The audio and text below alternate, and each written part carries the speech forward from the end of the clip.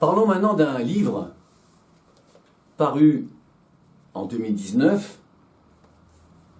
et qui pour moi est très important. C'est Récidive 1938 de Michael Fossel.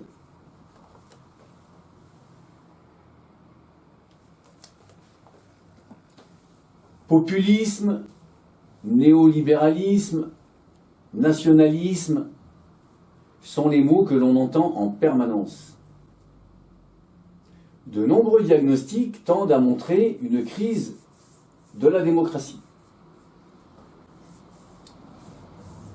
Ce livre explicite la rencontre entre un philosophe qui s'inquiète du présent politique et l'histoire qu'ont vécu nos arrière-grands-parents l'année 1938.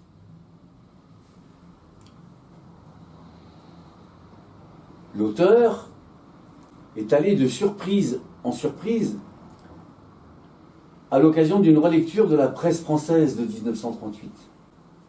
Tout un travail d'historien. C'est en particulier en revisitant les accords de Munich et la faiblesse des démocraties de l'époque qu'il a redécouvert des faits. Alors, je ferai juste une parenthèse. La faiblesse des démocraties à l'occasion des accords de Munich, on peut craindre qu'il y en ait à nouveau, peut-être, en 2022. Mais il a surtout ressenti une logique et des obsessions étrangement parallèles à ce que nous vivons actuellement en 2022. En particulier à l'occasion de ce conflit ouvert avec l'Ukraine par la Russie.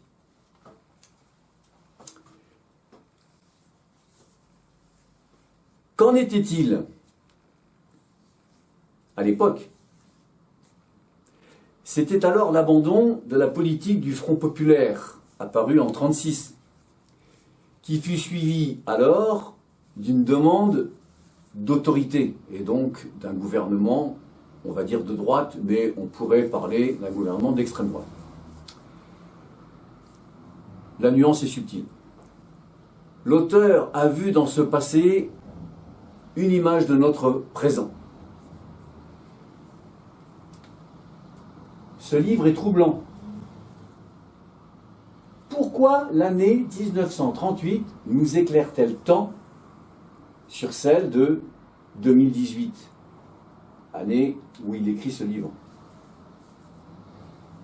Mais à l'époque où je vous en parle, 2022, il y a énormément de cohérence. Et ce n'est pas essentiellement les événements qui interpellent, mais essentiellement une façon de les interpréter systématiquement dans le sens du pire.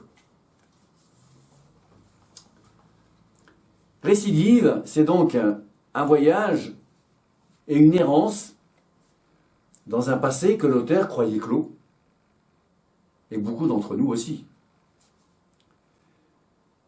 C'est aussi le risque d'une nouvelle défaite, surtout si l'on considère que l'histoire, malheureusement, est un éternel recommencement. Je vous remercie pour votre attention.